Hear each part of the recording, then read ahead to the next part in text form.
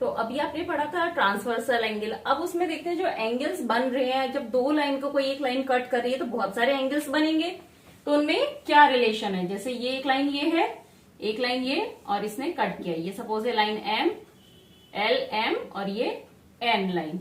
तो देखिए N line ने जब एल को कट करा तो कौन कौन से एंगल बने, एक ये, एक ये, एक ये, एक ये, 4 बने। हम इनको नंबरिंग दे देते हैं 1 2 3 4। अब जब एन ने एम को कट करा तो कौन से बने, इसको भी नाम दे देते हैं 5 6 7 8। अब ये 8 एंगल्स बने जब एक ट्रांसवर्सल लाइन ने दो लाइंस को कट करा। तो अब देखते हैं कौन कौन से एंगल्स में क्या क्या रिलेशन होगा, किससे क्या बोलेंगे। तो ये मैंने आपके पहले से लिख रखे हैं। तो सबसे पहला इंटीरियर एंगल। इंटीरियर से मतलब समझ में आता है अंदर वाले। तो यहां अंदर वाले कौन से एंगल है, देखिए पता चल रहा है ना, ये दोनों बाहर हैं, इधर ये दोनों बाहर है, ये चारों 3 4 5 6 अंदर की तरफ है। इस फिगर में, क्लोज्ड फिगर में क्लोज्ड है अंदर की तरफ। तो ये 3 4 5 6 ये इंटीरियर एंगल हो गए। एंगल 3, एंगल 4, एंगल 5 और एंगल 6 कौन से हो गए, इंटीरियर एंगल। अब जैसे ही इंटीरियर हुए तो बाहर की तरफ वाले एक्सटीरियर, 1 2 7 8। तो एंगल 1, एंगल 2, एंगल 7 और एंगल 8 क्या हो गए, एक्सटीरियर एंगल हो गए। अब नेक्स्ट है pair of alternate interior angle. अब देखिए अब पेयर्स बनाते हैं हम।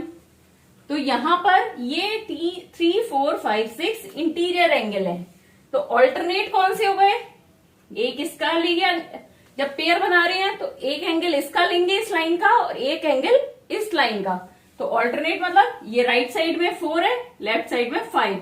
तो 4 और 5 आपस में क्या हो गए, ऑल्टरनेट एंगल हो गए। एंगल 4 एंड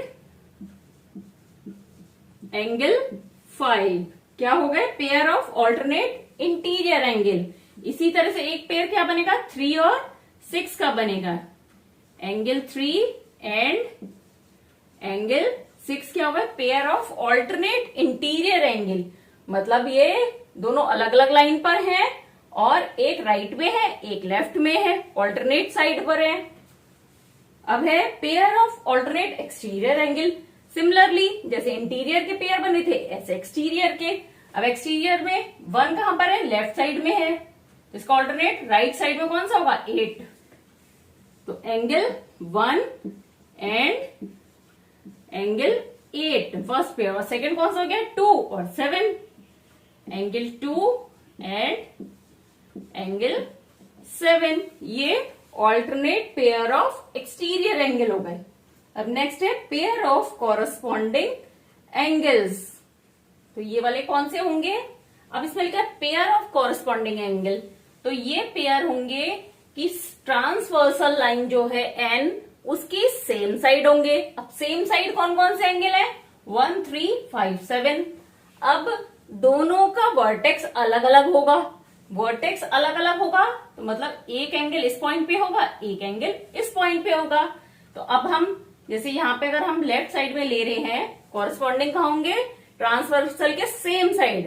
तो ये जो ट्रांसवर्सल लाइन है या तो इसके राइट में या लेफ्ट में। सपोज लेफ्ट में है तो कौन कौन से एंगल हुए, हम एंगल की जगह खाली लिख लेते हैं 1 3 5 7। अब है अलग अलग वर्टेक्स पे होंगे सेकंड पॉइंट। तो एक वर्टेक्स पे ये दोनों हैं, एक पे ये दोनों हैं, मतलब एंगल, एक एंगल इसमें से होगा, एक एंगल इसमें से होगा। अब क्या है इसमें थर्ड पॉइंट कि एक ही साइड पर होंगे, या तो अबव होंगे या बिलो होंगे, या राइट होंगे या लेफ्ट होंगे। तो अबव कौन कौन से है, 1 और 5। तो इसमें कौन से हो गए पेयर, एंगल 1 एंड एंगल 5। और बिलो में कौन से हो गए, 3 और 7। Angle 3 and angle 7।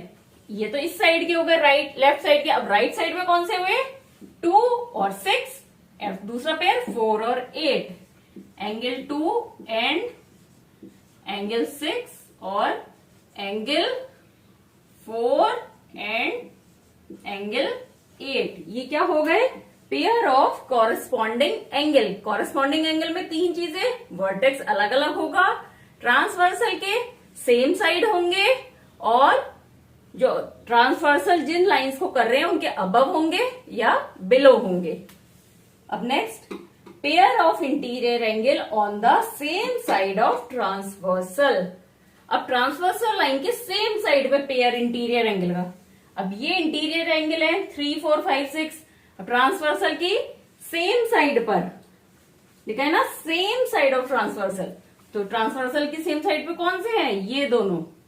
तो ये क्या हो गए, एंगल 3 एंड एंगल 5, और नेक्स्ट पेयर हुआ एंगल 4 एंड एंगल 6। तो ये कौन से हो गए, pair of interior angle on the same side of transversal.